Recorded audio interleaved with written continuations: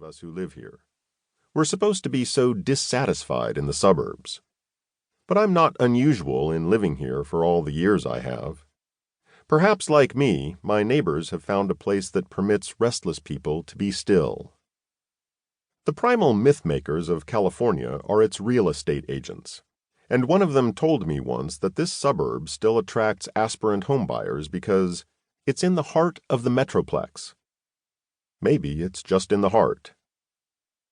I don't know why this place is still adequate to my desire. It's the setting for a story I want to hear told. It's just the body into which I welcome myself. 1. That evening he thought he was becoming his habits, or even more, he thought he was becoming the grid he knew.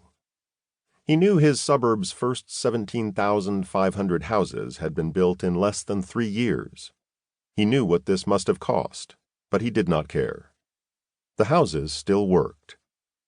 He thought of them as middle class, even though 1,100 square foot tract houses on streets meeting at right angles are not middle class at all.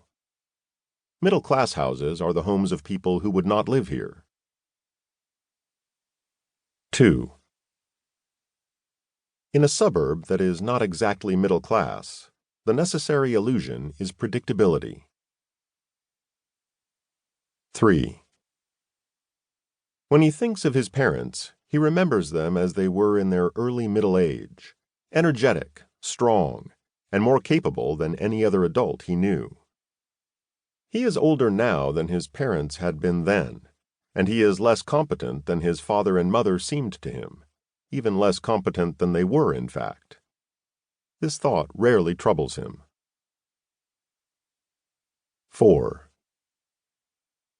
Whether liked or disliked, it is for himself, and not for what he has done, that others judge him. He has generally done nothing at all. 5. It rained once for an entire week in 1953, when I was 5. The flat streets flooded.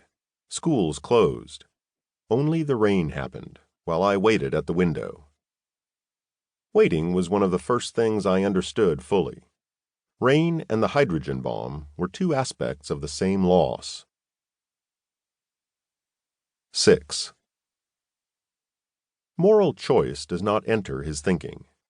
He believes, however, that each of us is crucified. His own crucifixion is the humiliation of living the life he has made for himself. 7. You and I grew up in these neighborhoods when they were an interleaving of houses and fields that were soon to be filled with more houses. A particular sound marked the boundary of the neighborhood. It was the barking of dogs near full dark in summer. Do you remember it? The flat barking skipped from block to block, unhinged from causes, not necessarily your neighbor's dog, but their dog too. That sound became the whole neighborhood clearing its throat before going to bed and sleep. 8. At some point in your story, grief presents itself. Now, for the first time, your room is empty, not merely unoccupied. 9. Before they put a grid over it and restrained the ground from indifference, any place was as good as any other. 10. There were only a few trees here 80 years ago. They were eucalyptus trees near some farm buildings, deliberately planted for shade. Men waited under them before their work began. The men's faces were brown on the jaw and chin, and pale above.